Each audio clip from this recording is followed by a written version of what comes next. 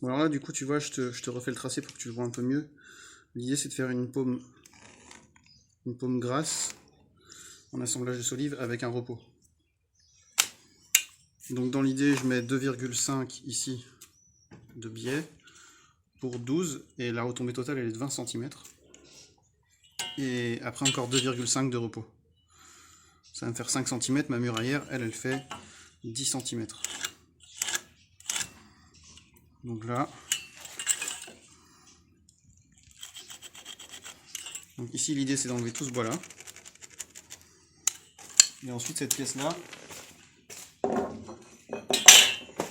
elle va être mise. Ça c'est mon dessus. Donc elle va être mise.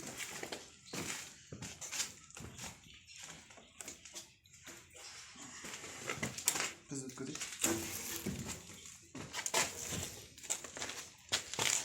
Elle va être mise comme ça. Donc là tu t'imagines que tu as une autre pièce de bois qui est celle qui est fixée au mur. Et le mur il est là. Donc on va créer cette empreinte là avec un repos, la coupe en biais et là il nous reste 5 cm de bois derrière. Donc on est large au niveau résistance. Et ensuite comme c'est du bois qui est du bois de charpente qui n'est pas tout à fait sec, sur le dessus ici, on vient faire une coupe de propreté. Donc en fait si tu veux ma coupe biaise, elle va être là. Ici on va avoir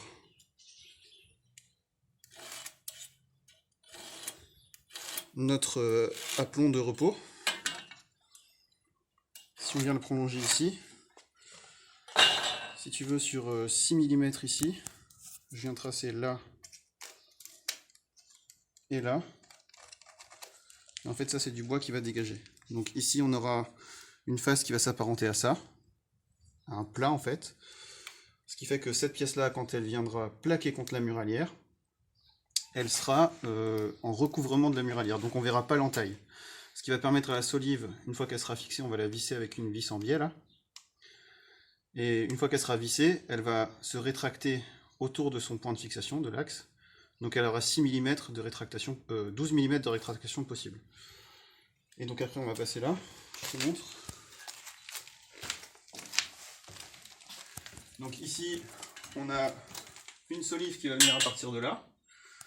On a divisé notre longueur de 4,90 m moins une épaisseur de solive, donc 4,80 m. On l'a divisé par 5. Parce que si on l'a divisé par 4, on tombait sur notre assemblage qui est là. Donc on a divisé par 5, ça nous fait 96 cm. Et à 96 cm de l'axe là, on tombe sur l'axe ici. Et comme nos pièces font 10, on a mis 5 et 5. Et ici, j'ai enlevé mon retrait, tu vois, de 6 mm.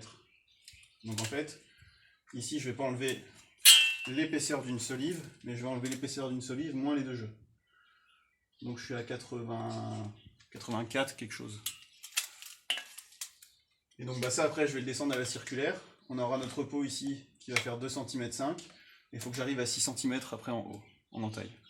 À 5 cm, pardon. Donc de ce côté-ci c'était différent, parce qu'on est sur une poutre existante qui a une sacrée banane. Donc là, on a mis un bout de scotch pour tracer au cordex. Ici tu vois, on va enlever ça qui est en majorité du bois qui est un peu véreux. Ici on arrive avec très peu de hauteur. Donc en fait on va couper sur toute l'épaisseur de cette poutre là, pour avoir nos solives qui passent au travers de la poutre et avec un débordement. Donc ici, nos solives vont dépasser et on verra ce qu'on fait. On va faire une petite découpe propre pour que ça s'aligne un petit peu. Et ici pareil, jusqu'au bout, sauf ici où ça va être un peu juste je pense, parce qu'on va enlever beaucoup de matière là. Et donc à cet endroit là, on risque d'avoir juste une paume grasse avec repos ici directement. Donc là je me règle à 5 cm.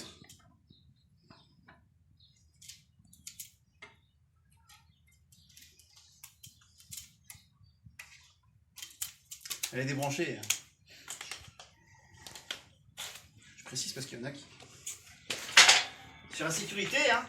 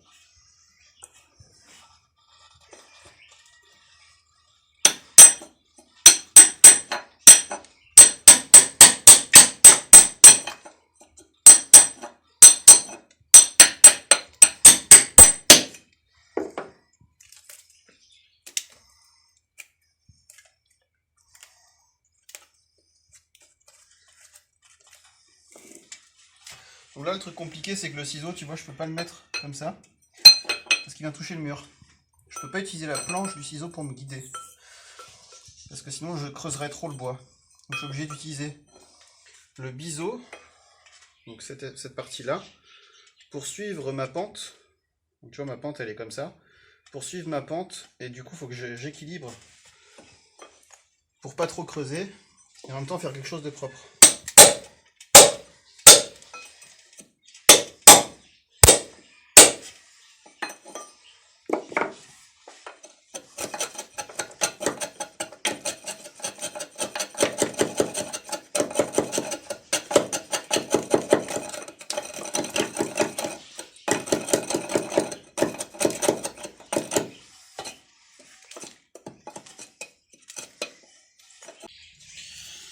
Donc là tu vois du coup, ici j'ai mon plan incliné qui représente ma paume.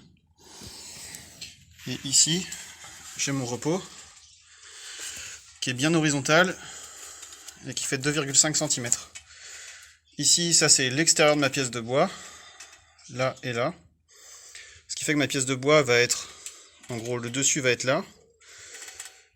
Le dessous à peu près aligné au dessous là. Mais du coup la pièce de bois qui sera là, elle sera moins épaisse au niveau de l'assemblage, ce qui fait qu'elle va recouvrir et pouvoir se resserrer un peu sans que ça se voit au niveau du joint. Si j'avais fait la pièce de bois, la solive qui venait au niveau de l'arasement ici, en séchant, on aurait vu le jour ici, donc ça aurait pas été joli. Donc là j'en ai fait une, il me reste 1, 2, 3 et 4 au bout, 5 ici. Et puis après, les autres, ça passera au-dessus comme je t'avais montré. Donc ici je m'aligne avec ma règle sur mon trait extérieur de solive et je viens reporter par rapport à mon tracé le trait ici. Donc j'ai tracé et ici j'ai mon trait horizontal qui a été tracé au cordex. Donc je me suis basé sur ça. Ici je viens par rapport à mon niveau laser, je sais pas si tu vois la lumière verte là, reporter ma cote par rapport à mon trait.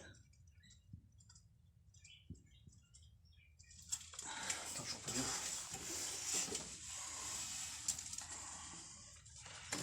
Donc là je me mets à 10 cm. Et là je suis à 27. 27 ici quand je suis à 10 cm de mon trait laser. Donc je vais me mettre de l'autre côté et je vais reporter mon alignement pour avoir le repos de niveau. Donc là je me remets de ce côté là à 10 au niveau de mon trait de laser et je trace 27 ici et 27 ici. Et ça me donne mon niveau. Je viens ici entre mon trait là et mon trait là tracé.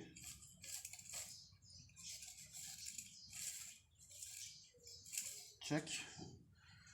Ça va me donner mon arrêt de descente de coup de scie sabre. Et là-bas, je m'aligne, comme je t'ai montré tout à l'heure avec la règle, sur l'extérieur solive et l'extérieur solive ici. Et du coup là j'ai plus qu'à redescendre à peu près à plomb.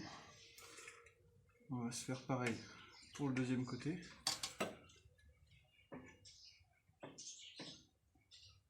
Tac.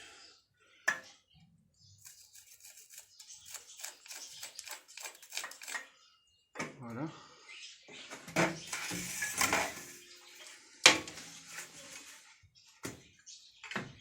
Ça j'en ai plus besoin. Mon niveau laser je vais l'enlever parce que ça va vibrer. Donc toujours penser à l'éteindre avant de le bouger. Sinon il tire la gueule. Et donc là mon but, si toi tu vois pas, je vais essayer de te le retracer en plus gros. C'est de venir jusque là, sachant que de l'autre côté j'ai déjà fait mes tracés comme ça, avec cette pente-là, à venir talonner ici. Donc là, je vais faire pareil, je vais venir talonner avec la scie sabre, comme ça. Et puis après, je gratterai au milieu, quoi.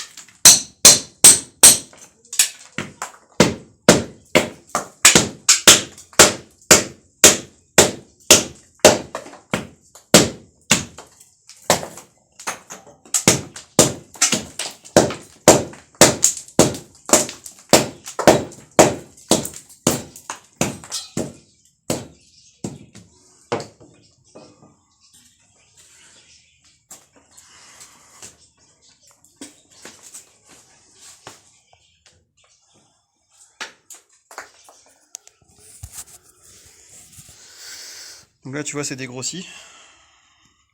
Là, j'ai montré où je talonne. Donc maintenant, je vais venir avec les pochoirs, mettre à plat tout ça. Et derrière, je talonne aussi.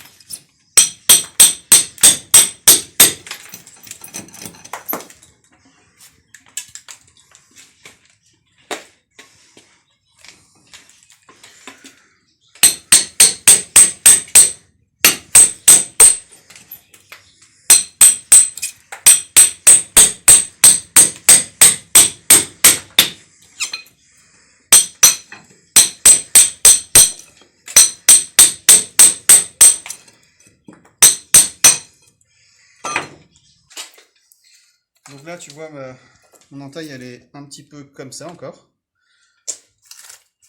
Maintenant, je vais venir enlever pareil à mon trait de l'autre côté.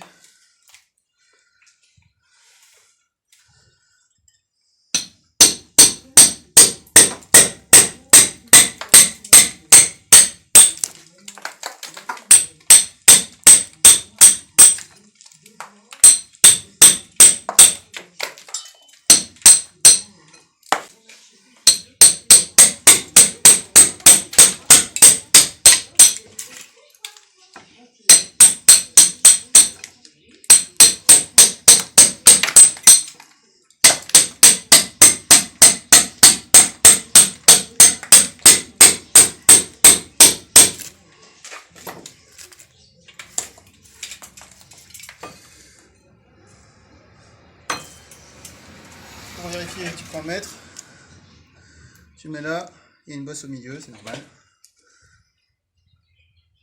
Donc Donc là il me reste 5 mm à enlever. J'ai une crête au milieu en fait.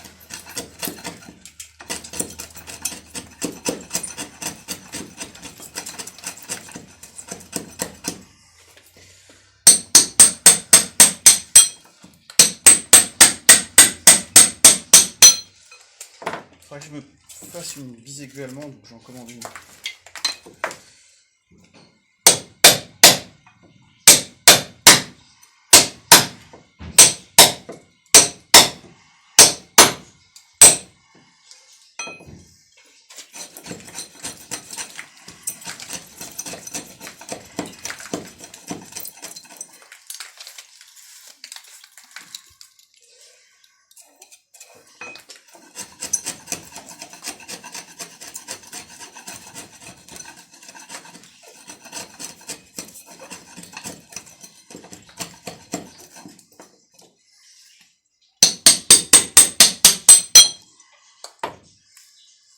Une bisaiguë allemande, ça ressemble à ça.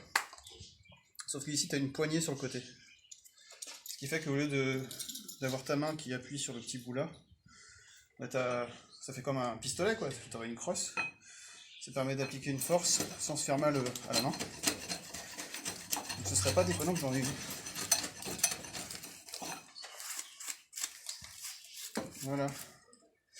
Petite précision, mon ciseau là, de charpentier, mon ébauchoir, il a un angle de 32 degrés. Alors c'est énorme pour un ciseau, mais parce que c'est pour du vieux bois celui-là. Et quand tu fais de la charpente dans du sapin, tu peux avoir un angle de 30 ou 28 degrés. Parce qu'il va être moins désaffûté, mais pour le vieux bois, comme tu tapes des pointes, c'est intéressant d'avoir une pièce de métal qui n'est pas avec un angle trop fin, sinon ça casse dès que tu tapes une pointe. Là ça va juste enfoncer le métal. Hop, là je suis bon. Donc là tu vois, quand je mets le mètre, ici je suis propre, et ici aussi. Donc tu vois, la surface est suffisamment clean.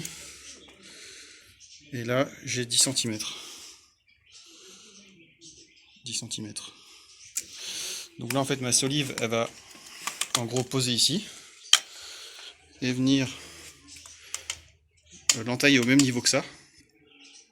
Du coup je vais avoir une solive qui va avoir une paume repos, ici elle va retomber jusqu'au dessous là, et ici elle va avoir en gros un grand repos.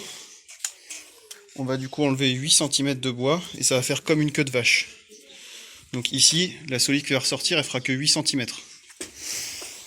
Et donc ici, pour que ce soit propre, je vais faire une découpe biaise là, tac tac, et du coup chaque solive sera clean ici quoi. Ou sinon je pourrais m'amuser à suivre l'arrondi, mais c'est toujours très chronophage. Alors vaut mieux se faire juste un pan droit, là et là, et après le reporter à la fosse équerre par rapport à ce plat là. C'est ce qu'il y a de plus simple. Et donc là tu vois, je suis redescendu de 8 cm. Et j'ai fait une coupe biaise en gardant la scie sabre avec le même angle, clac clac clac, et là je vais juste gratter. Et ça ira très bien. Donc là du coup on sélectionne notre solive, on vient mettre, quand on regarde au droit comme ça, le bombé s'il y en a un sur le dessus. Parce que quand le plancher va être mis en charge, le bombé va avoir tendance à se redresser avec la gravité. Donc après ici on vient se tracer, donc là c'est le gabarit qui a été fait. Le gabarit il vient tracer la paume grasse, le repos et la coupe au droit. Donc on applique le gabarit contre le talon de l'équerre qui lui-même est appuyé contre le dessus de la solive. Ensuite du coup on vient tracer ici, ici, ici. Donc tout ce qui est là, ça dégage.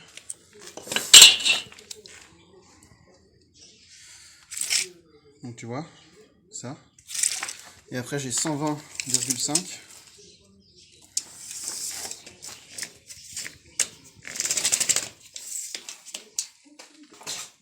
À ce trait là. 120,5.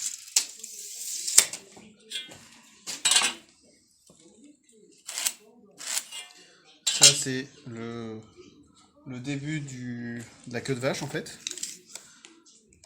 Ici on reste à 12 cm. Tac. Là on est bien à 12 cm ici. Tu pourras aussi très bien prendre ton gabarit, le mettre là et retracer 12 cm. Ça revient exactement le même. Et après il faut juste que je relève mon angle là-haut. Parce que j'ai un bois qui est pas tout à fait propre.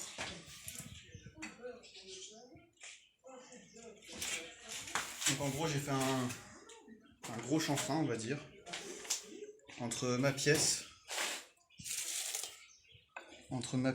et entre le niveau, si tu veux, et le bord de la solive qui est en place.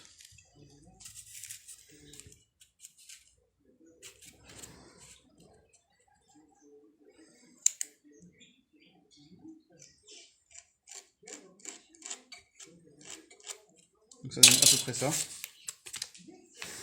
Donc ça dégage. Et après, il faut qu'on détermine la longueur totale de sortie de la queue de vache. Enfin, la queue de vache serait pour un chevron, mais on pouvait utiliser ce terme-là. Donc là, en longueur totale, ici je serai à 160. Ce serait pas mal, 160. Longueur totale. 160, nos pièces font 2,60 m. Ce qui fait qu'il nous reste 1 mètre, sachant que notre entraxe est de 96. Donc en fait, avec la chute de cette pièce de bois là, on va pouvoir sans problème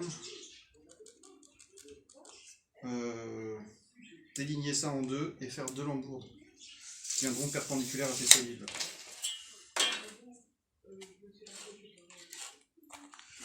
Donc là, attends, je vais jusqu'à 12. En fait, ici, tu as tout un système qui te permet de tracer ici 120 mm. Tu le mets dans le trou, tu coulisses.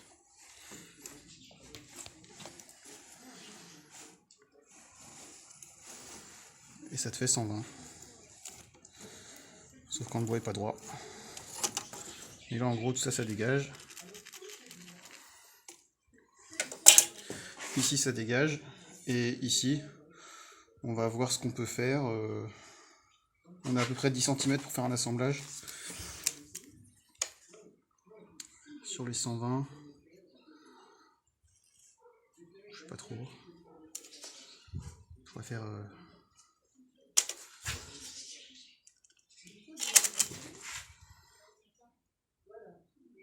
On va faire 5 ici. 5 ici. 1 cm. 1 cm. Et un rayon de 4. Excuse-moi. Ouais, ça va pas être mal ça.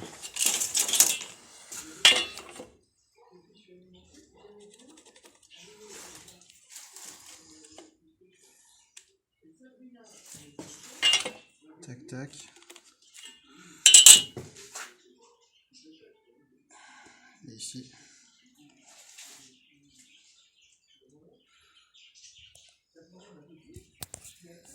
Un truc un peu comme ça.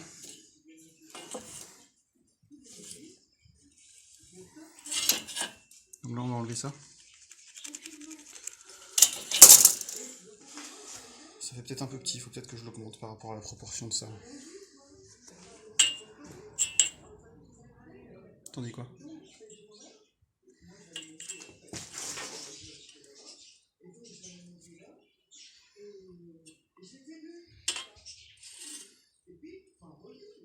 Six, la moitié.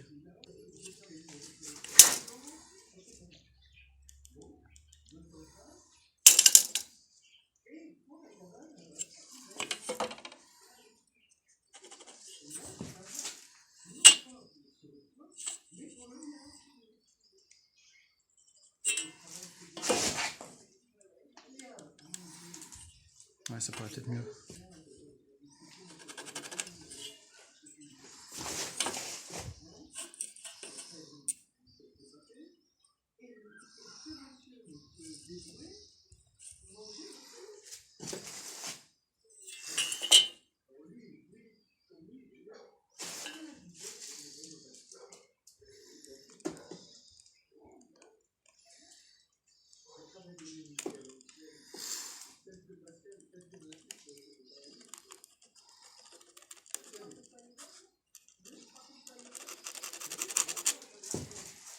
Ah, c'est pas mal ça.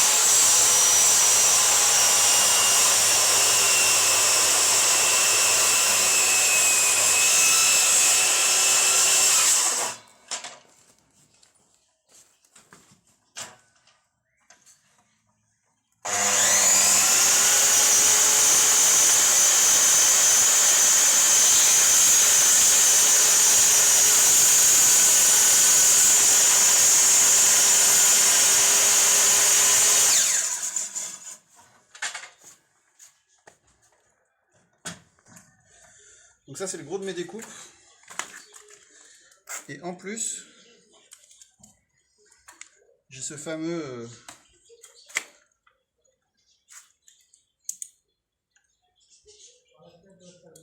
recouvrement à tracer.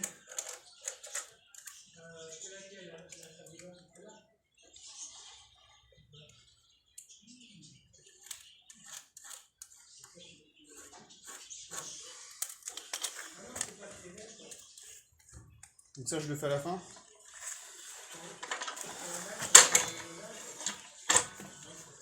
Je vais me remettre à mes 5 cm.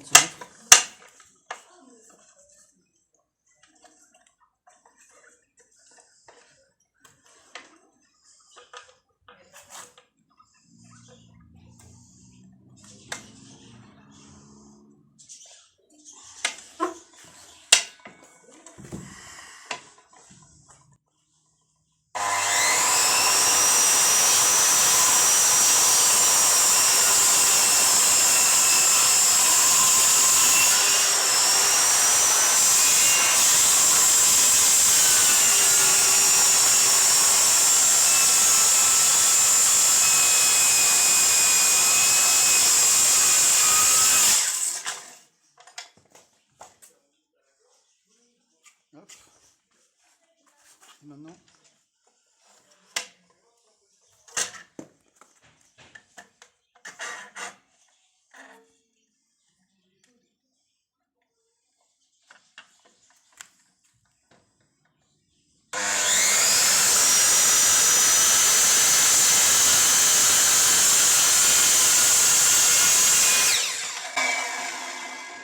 tac. Donc ça va être mon recouvrement de muralière. Tant que je suis là, je vais tracer, enfin découper de l'autre côté.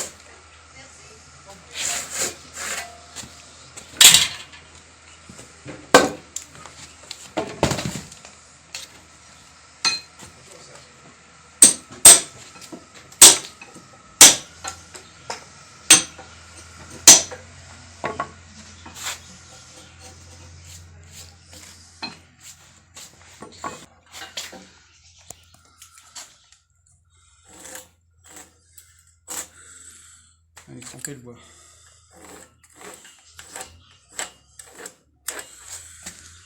Là et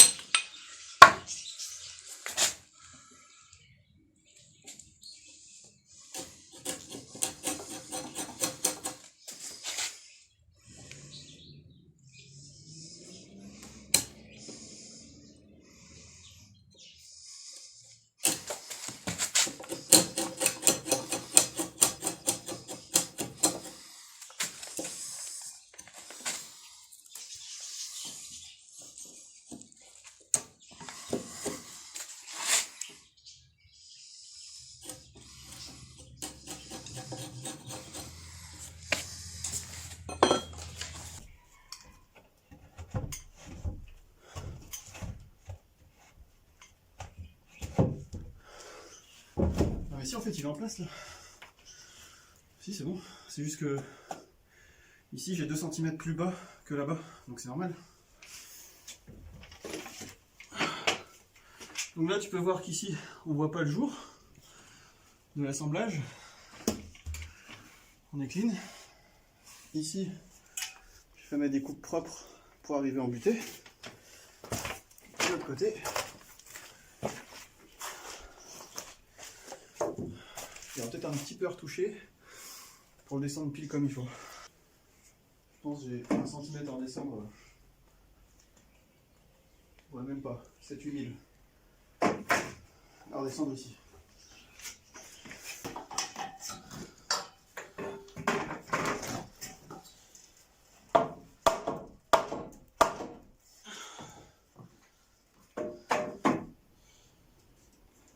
Au poil.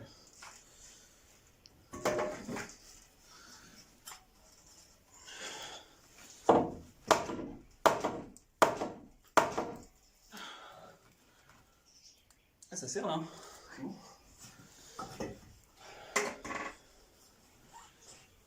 Moi je suis content, c'est fini pour la première. Le reste demain.